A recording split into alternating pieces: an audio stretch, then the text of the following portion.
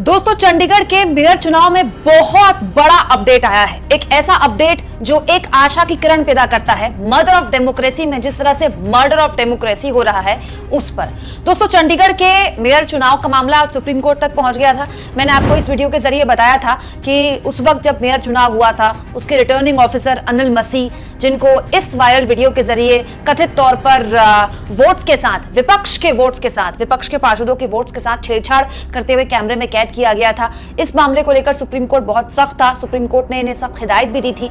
आज मसीह साहब की कोर्ट में पेशी हो गई और क्या गजब तरीके से chief justice of India DY Chandrachud ने अनिल मसीह की लताड़ लगाई है। दोस्तों, chief justice of India DY Chandrachud ने आदेश दिया है कि जितने भी वोट पड़े थे इस मेयर चुनाव में, सारे के सारे वो मतपत्र, वो वोट्स उनके सामने रखे जाएं, सुप्रीम कोर्ट के सामने रखे जाएं। इसके लिए मोहलत मांगने की भी कोशिश की गई थी।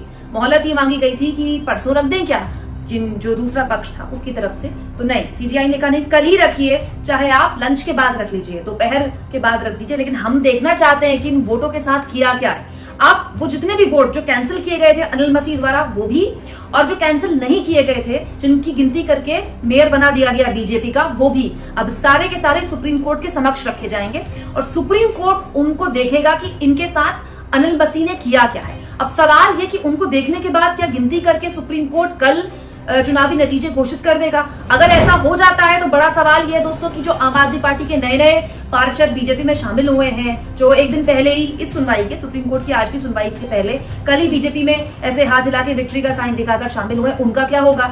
या फिर इस पूरे मसले पर सुप्रीम कोर्ट कोई नया ऑर्डर देता है। लेकिन कुल जमा बात यह है कि जो भी गड़बड़ झाला अब अनिल मसीह नाम के इस आदमी ने इन वोटों के साथ किया था ना, अब वो गड़बड़ झाला सुप्रीम कोर्ट अपनी आंखों से देखना चाहता है कि किया क्या गया इन सारे बैलेट पेपर से।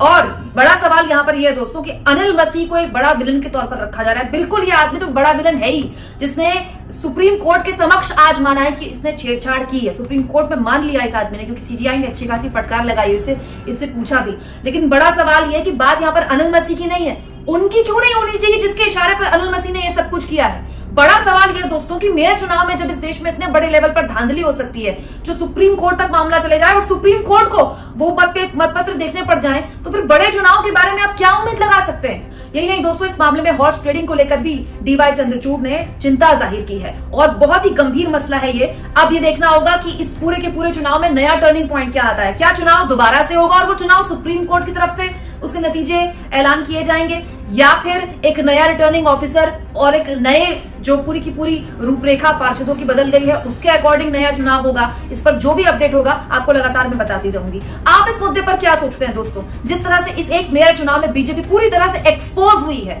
और वो एक्सपोज वो दुनिया के सामने सुप्रीम कोर्ट द्वारा हुई है, कमेंट बॉक्स में जरूर लिखें और जितना हो सके चैनल को शेयर भी करें दोस्तों, सब्सक्राइब भी करें, और थैंक्स फॉर ज्वाइन, ये 2 ऑप्शन है जिसके जरिए आर्थिक तौर पर आप चैनल के हाथ मजबूत कर सकते हैं।